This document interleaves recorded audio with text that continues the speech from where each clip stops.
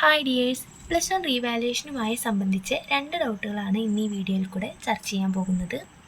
അപ്പോൾ ഒന്നാമത്തെ ഡൗട്ട് എന്ന് പറഞ്ഞു കഴിഞ്ഞാൽ പ്ലസ് വൺ റീവാലുവേഷന് കൊടുത്തു കഴിഞ്ഞാൽ മാർക്ക് കുറയുമോ എന്നാണ്. അപ്പോൾ അങ്ങനെയില്ല.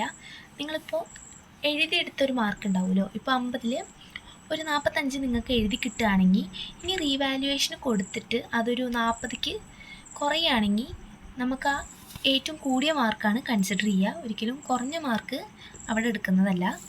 അതേമാതിരി നിങ്ങളിപ്പോൾ എഴുതിയെടുത്ത മാർക്ക് ഒരു 40 ആണെങ്കിൽ നിങ്ങൾ ഈ ഒരു റീവാലുവേഷന് കൊടുത്തിട്ടൊരു 45 അല്ലെങ്കിൽ 48 കിട്ടുകയാണെങ്കിൽ ആ കൂടിയ മാർക്കായിരിക്കും എടുക്കുക.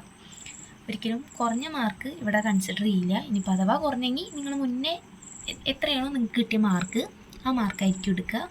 ഇനിയിപ്പോൾ കൂടിയിച്ചാൽ ആ കൂടിയ മാർക്കായിരിക്കും എടുക്കുന്നത്. ഇനി രണ്ടാമത്തെ ഡൗട്ട് വരുന്നത് പ്ലസ് വൺ റീവാലുവേഷന് കൊടുത്ത സബ്ജക്റ്റ് ഇമ്പ്രൂവ് ചെയ്യാൻ കഴിയുമെന്നാണ്. അപ്പോൾ തീർച്ചയായും കഴിയും. റീവാലുവേഷന് കൊടുത്ത അതേ സബ്ജക്റ്റും നമുക്ക് ഇമ്പ്രൂവ്മെൻറ്റ് ചെയ്യാൻ കഴിയും. അപ്പോൾ വീഡിയോ ഇഷ്ടപ്പെട്ട് കഴിഞ്ഞാൽ ലൈക്ക് ചെയ്യുക, ഷെയർ ചെയ്യുക, സബ്സ്ക്രൈബ് ചെയ്യുക.